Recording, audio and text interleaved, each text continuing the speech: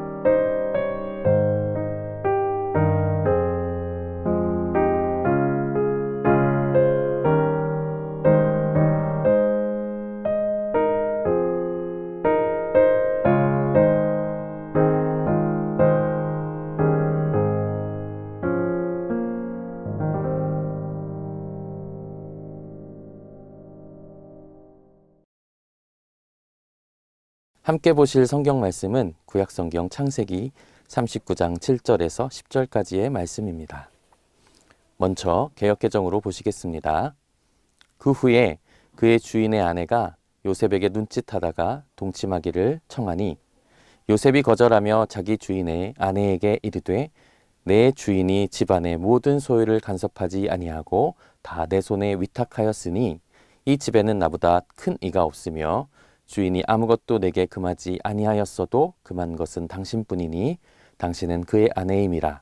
그런즉 내가 어찌 이 큰 악을 행하여 하나님께 죄를 지으리이까. 여인이 날마다 요셉에게 청하였으나 요셉이 듣지 아니하여 동침하지 아니할 뿐더러 함께 있지도 아니하니라. 세 번역으로 보시겠습니다. 일이 이렇게 된 지 얼마 지나지 않아서 주인의 아내가 요셉에게 눈짓을 하며 나하고 침실로 가요 하고 깨웠다. 그러나 요셉은 거절하면서 주인의 아내에게 말하였다. 주인께서는 모든 것을 나에게 맡겨 관리하게 하시고는 집안일에는 아무 간섭도 하지 않으십니다.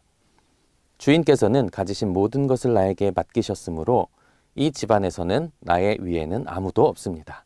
나의 주인께서 나의 마음대로 하지 못하게 한 것은 한 가지뿐입니다. 그것은 마님입니다. 마님은 주인 어른의 부인이시기 때문입니다. 그런데 내가 어찌 이런 나쁜 일을 저질러서 하나님을 거역하는 죄를 지을 수 있겠습니까? 요셉이 이렇게 말하였는데도 주인의 아내는 날마다 끈질기게 요셉에게 요구해 왔다. 요셉은 그 여인과 함께 침실로 가지도 않았을 뿐만 아니라 아예 그 여인과 함께 있지도 않았다. 아멘. 요즘 TV를 보다 보면 목격한 사람이 없는데도 죄를 지은 사람들이 잡히는 것을 우리는 볼 수 있습니다. 무엇 때문에 그 사람들을 붙잡을 수 있을까요? 딩동댕, 맞습니다. 바로 CCTV 때문이죠. CCTV 때문에 죄를 지은 사람이 현장에 없어도 우리는 범인을 잡을 수 있습니다. 실제로 많은 사람들이 이렇게 경찰에게 잡히는 것을 우리는 TV를 통해 볼 수가 있는데요. 오늘 이 요셉의 이야기와 CCTV가 연관이 있습니다. 조금 이따가 그것을 알려드릴게요. 그 전에 오늘 요셉이 읽은 요셉의 내용에 대해서 제가 살짝 말씀드릴게요. 요셉의 형들은 시기를 해서 요셉을 구덩이에 빠뜨려 죽을 위기에 처하게 만들었죠. 겨우 살았지만 형들의 노예로 팔게 되었습니다. 결국 요셉은 이집트에 들어가서 이집트의 왕인 파라오의 사랑받는 부하인 보디발의 집에서 노예 생활을 하게 되었죠. 색동옷을 입고 사랑을 듬뿍 받았던 야곱의 아들이 지금은 아무도 도와주지 않는 비참한 노예가 되었습니다. 요셉의 인생은 처참했습니다. 성경 말씀은 그런데 이상한 표현을 하는데요. 다 같이 창세기 39장 2절을 함께 보겠습니다. 여호와께서 요셉과 함께 하심으로 그가 형통한 자가 되어 그의 주인 애굽 사람의 집에 있으니. 형통을 사전에서 찾아보면 다음과 같습니다. 모든 일이 뜻과 같이 잘됨. 저희 사람들의 눈으로 볼 때는 요셉은 형통한 삶이 아닙니다. 그런데 성경은 형통한 삶이라고 이야기하고 있습니다. 하나님의 요셉을 통해 이루고자 하는 대로 일이 잘 되어가고 있다는 뜻입니다. 분명히 요셉의 상황은 이렇게 힘든데 어떻게 형통한 삶이 될 수 있을까요? 바로 2절 초반에 그 열쇠가 있습니다. 바로 다음과 같은데요. 여호와께서 요셉과 함께 하심으로. 요셉은 하나님이 이 이집트에서까지 함께 계신다는 것을 분명히 알고 있었습니다. 그렇기 때문에 그의 신분이 노예였지만 아버지와 이별을 했지만 그는 버틸 수가 있었습니다. 하나님이 자신과 함께 하신다는 것을 그가 알았기 때문에 노예지만 주어진 일에 최선을 다할 수 있었습니다. 하나님이 함께 하신다는 말은 곧 하나님이 자신의 상황을 아시고 자신을 꼭 붙잡아 주실 것을 믿는다는 것과 같습니다. 이것이 바로 형통입니다.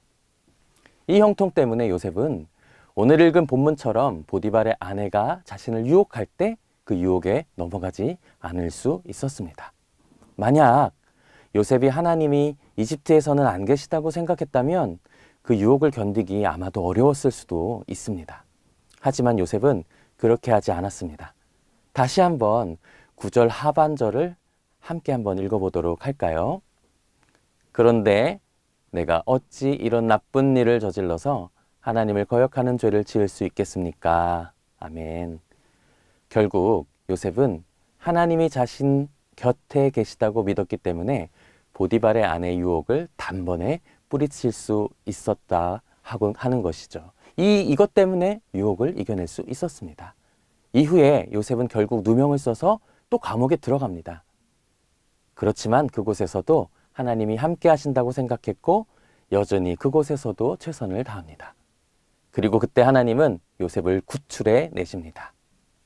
감옥 안에서도 요셉은 성실하게 최선을 다했습니다. 왜 그랬을까요? 하나님이 감옥까지 함께 들어오신다고 생각했기 때문입니다. 그렇기 때문에 요셉은 모든 이들에게 인정을 받았습니다. 그러한 형통한 삶을 살던 요셉은 바로의 꿈을 해석하는 기회를 얻게 되고 그로 인해서 감옥에서 나올 뿐 아니라 총리가 되어서 그의 꿈이었던 가족들을 다시 만나게 됩니다. 하나님이 그의 기도를 들어주신 것이죠. 처음에 CCTV와 요셉의 관계에 대해서 이야기한 거 기억나시죠?